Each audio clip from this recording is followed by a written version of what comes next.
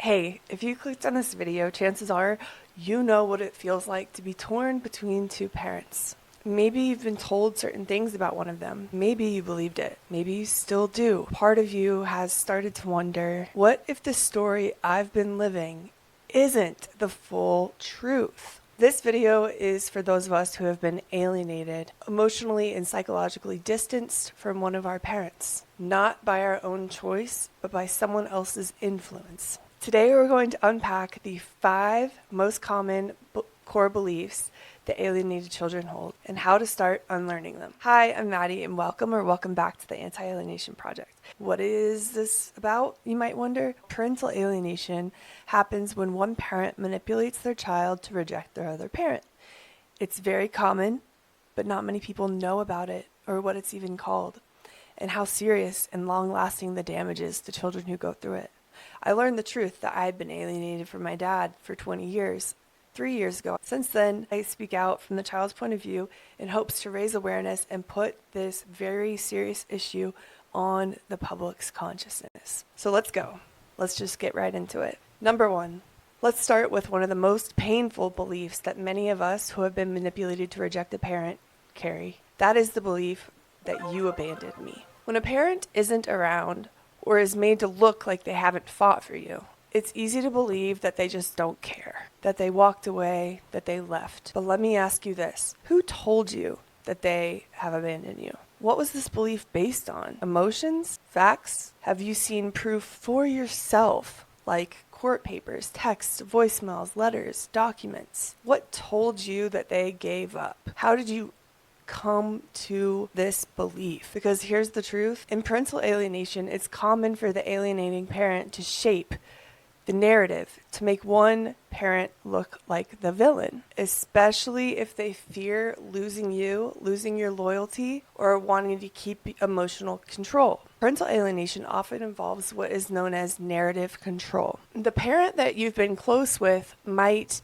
reframe events to paint others in a negative light, such as abandoning you, when in reality that parent may have been pushed away, denied access to you, or fighting silently behind the scenes all along. It means the story you were given might not be an outright lie, but it may have been told in a way that removed all context, nuance, and other people's points of view. Sometimes the parent that you believe has abandoned you was really blocked from contacting. They might have been denied visitation through court manipulation. They might be financially drained from legal battles and unable to hire a lawyer to fight for custody. They might have been told that reaching out to you would hurt you more, that it was the wrong thing to do, or that it would confuse you. So the question to ask yourself is not just why weren't they there? It's also, who made sure that you knew or that you believed they weren't trying? I know it's hard to consider this, but let that question sit with you for a moment. I'd encourage you to even pause the video and journal about that prompt. Who made sure you believed they abandoned you? Because a lot of alienated kids, once they finally reconnect with the parent they've rejected, they say the same thing. You were always there. I just wasn't allowed to see it. This might be confusing for folks who haven't learned much about parental alienation yet.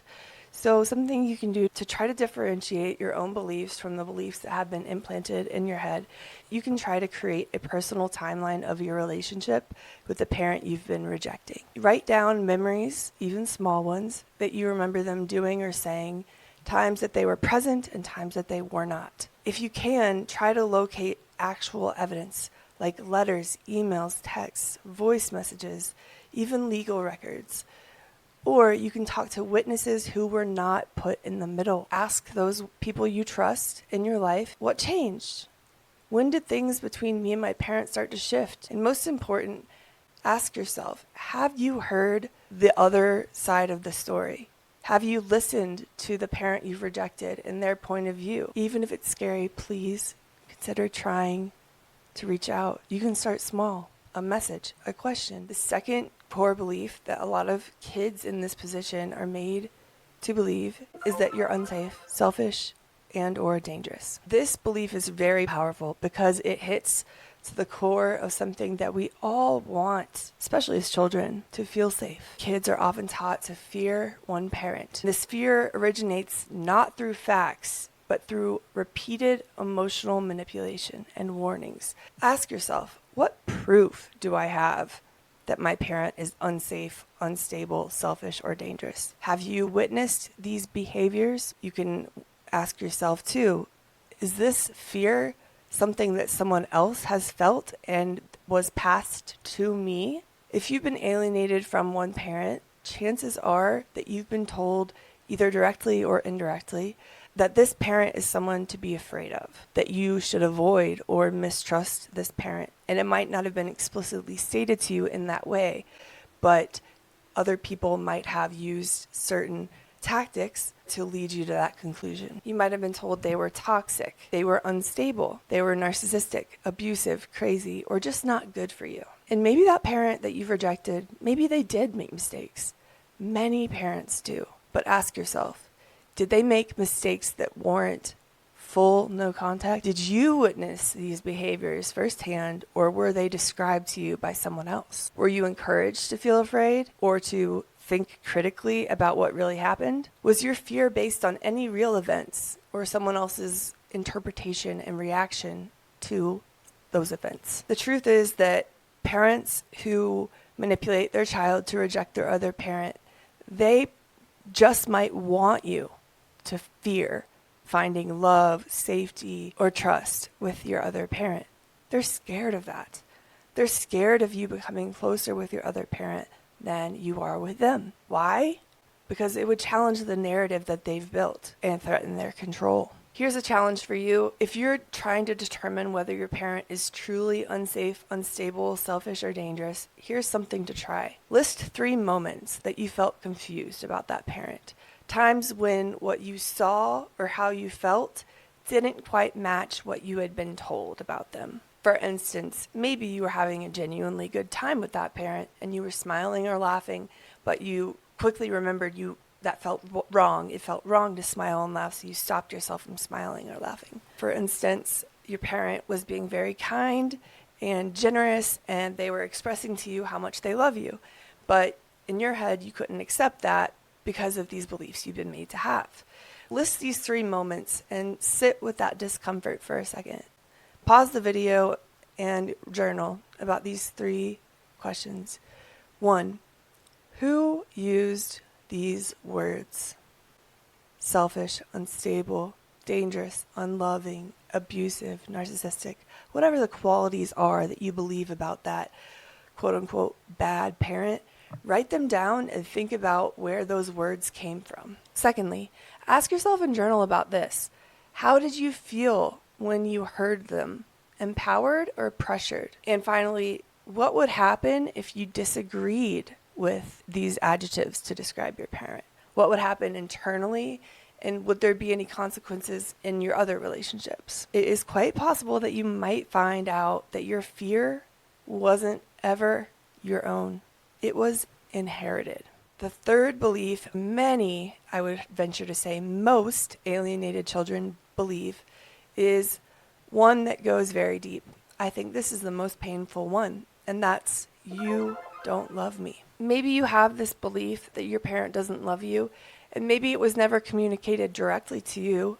Your parent doesn't love you by anyone, but you were made to feel over time through different stories told to you, through certain exaggerated truths and fabrications. First, ask yourself, what does love mean to you? Does it mean consistency? Does it mean sacrifice, effort, words, spending time together? What does it mean? What does love mean to you? And pause the video and journal about it. When you come back to the video, we're going to get into the next questions. So the next questions are, has your other parent ever shown you a message, a card, birthday or Christmas card, for instance, a call, a gift, or anything from the quote-unquote bad parent? Or have you been told that they don't bother? If your parent truly didn't love you, would they still be making an effort? Would they still reach out? Would they want a relationship? Would they continue in the face of your rejection for years and years to try to get to have a relationship with you? Have they ever tried to reach you and someone else stopped it? If they didn't love you, why would they still be trying now? These are all questions that might make you feel really uncomfortable. If I had been made to believe things myself, or if I had been manipulated, it was really uncomfortable. I didn't want to face the truth. Part of me really didn't want to at all. But another part of me just needed to know. I was desperate to know. I thought I deserved to know. And so if you find yourself or part of you pushing back against answering these questions, pushing back about the emotions that are coming up, please know that's totally normal. Feel free to come back to this video when you feel ready. I know this might be hard to believe, but in this dynamic, the parent who you've been rejecting, they might have sent birthday cards that were never delivered. It's possible that they've tried to call and been blocked or accused of harassment when all they were trying to do is to have a relationship with you. When you feel like your parents stopped reaching out, it might not be because they didn't care. It might be because they were forced to choose between fighting for you and hurting you more by making your mind and your emotional state into a battleground. It's true that alienated parents often continue to send gifts, letters, emails, calls that never reach you, or they're framed as manipulative for trying. That constant love, misinterpreted as guilt tripping or control or manipulation, is often actually persistence through the pain of losing you. And please know that you're not crazy for wanting love from someone that you were told didn't care or doesn't love you. And you're not weak for reopening the door to see if they do love you, if they were there all along. Because you deserve to know the truth.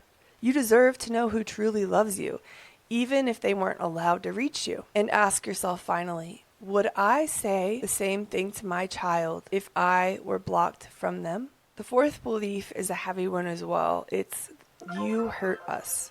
And this belief is heavy because it's often used as a weapon. You might believe that your parent has hurt your family, that they've hurt your other parent, or that they've hurt you. Sometimes this is told directly to children. Other times it's whispered and subtly hinted at through certain looks and body language, certain offhand comments like, we were fine until they came around, or we're better off without them, or you don't remember because they destroyed everything. And because you were young, trusting, and probably caught in the middle, you believed it. But here's what most alienated kids never get a chance to ask. What exactly did my parent do to hurt us? What exactly did they do? Was it a one-time event? Or was it a long-term pattern? Did I experience the hurt myself, or was it told to me as if it was my hurt to have? Finally, could the person telling me this have their own reasons for blaming my parent? It is not normal, and it is not okay for one parent to try to interfere with your relationship with your other parent. The idea of causing you the belief that your parent is hurtful is not to keep you safe. It's not to protect you or inform you. It's to recruit you. This is called triangulation. And that's when a parent involves you in their emotional conflict with your other parent. The relationship has been severed in some way, and they really should be working it out together. But instead, one parent goes and grabs you and brings you into the middle of the drama. This can sound like, your dad ruined our life, or I would have been happy if it weren't for mom, or even, you have no idea how much I've suffered because of them. This could even just look like your parent crying over something your other parent did, or expressing fear, acting fearful around your other parent. This puts you, the child, in an impossible position. You're made to feel like you're choosing sides, even if all you want is a relationship with both parents. What's worse is that this belief can often transfer pain from the adult issues onto you, the child. Maybe the marriage failed. Maybe there was fighting. Maybe mistakes were made. But that's not the same thing as a parent hurting you on purpose. That's not the same as a parent abandoning you on purpose. That's not the same as a parent not loving you. And that distinction does matter. So try listing the things that they did and try to really keep your feelings out of it. Just list the facts that you saw or witness directly, not if your other parent has told you these things. Then ask yourself to double check, did I see or hear, personally witness all of these things happening, or were they told to me? Ask yourself too, was I directly hurt, or was someone else hurt and then I was later told or made to believe that I was hurt as well? And this is a hard one, but you need to consider, have you ever heard the other side of the story? It's possible that this is more nuanced than you currently believe. Your parent you've rejected, they might have hurt you in some way. And at the same time, they might really love you. No one is perfect, and there's a big difference between making mistakes and hurting your child and being a terrible monster. I know it's hard to understand more complex situations, but it's possible that two things can be true at once. And then consider, after you've written down all the things your parent has done directly to you or said directly to you to hurt you, ask yourself, if this was my friend's story and they told me all about their parent, what would you say? The final belief that alienated children are often made to think and believe is you're manipulative and untrustworthy. This is the ultimate alienation tactic, to make you reject anything that they're going to say before they say it. By the time you get here, all doubt has been trained out of you, because you're not just told that the parent was hurtful or absent. Now you've been told that you can't trust anything they say. That effectively puts a concrete wall between you and your parent, and you're not going to see any redeeming qualities. Maybe you've been told that parent twists everything that you say, or that they always have an angle. So even if they try to reach out to you, even if they cry, apologize, or try to explain their side of the story, you shut down. Maybe you think they're just trying to manipulate me, or maybe you think they're just messing with my head. They're saying what I want to hear, so I'll feel guilty and have a relationship with them. Maybe you tell yourself, don't fall for it. They always lie. And this is a hard belief to unlearn. You can start by considering who told you that they are untrustworthy, that they lie, or that they're manipulative. Have you ever actually caught them in a lie or caught them manipulating you? Is it possible that their version of the truth was dismissed before it could even be heard? Here's something that psychologists know. If someone tells you to expect a lie, you will see deception everywhere, even in honesty, even in loving acts. This is called confirmation bias. Confirmation bias is when your brain has been trained to interpret every action through a predetermined filter. So if you've been told over and over, don't believe them, they'll just gaslight you, they're manipulative, they never tell the truth, then even a sincere apology or a genuine conversation or a basic explanation can appear to you as manipulation.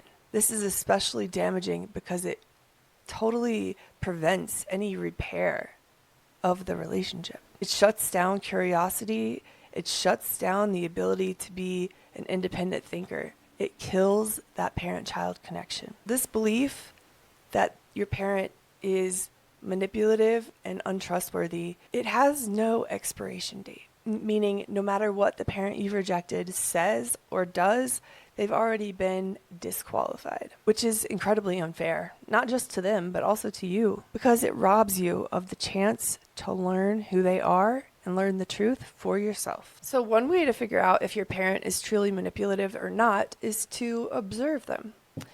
Listen to what they say. Listen to how they treat you. Pay attention to whether they follow through with what they say they're going to do. You can even ask them a specific factual question, something that only they would know, maybe about your childhood or a shared memory or a legal situation. See how they respond. See if they tell you the truth.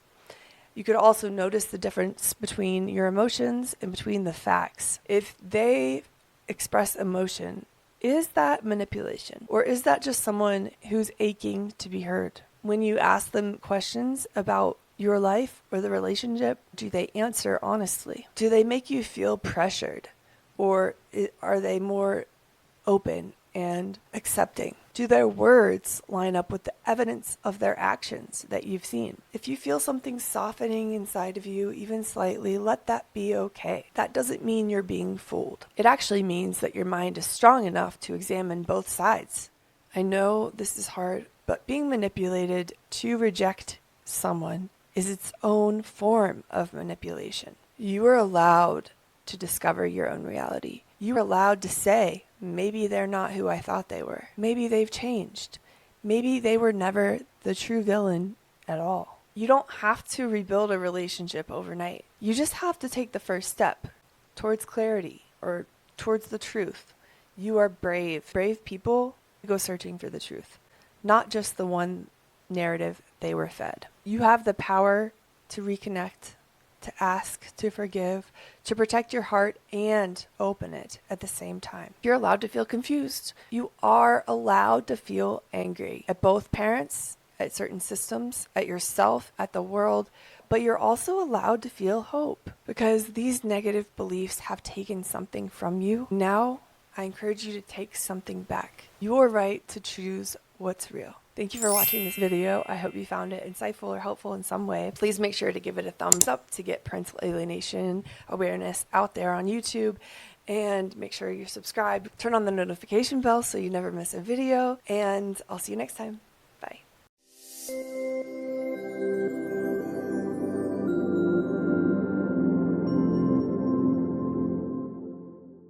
Hi, I'm Maddie, and welcome back to the Anti-Alienation Project. What is this about, you might wonder? Parental alienation happens when one parent manipulates their child to reject their other parent. It's very common, but not many people know about it or what it's even called, and how serious and long-lasting the damage is to children who go through it. I learned the truth that I had been alienated from my dad for 20 years, 3 years ago. Since then, I speak out from the child's point of view in hopes to raise awareness and put this very serious issue on the public's consciousness.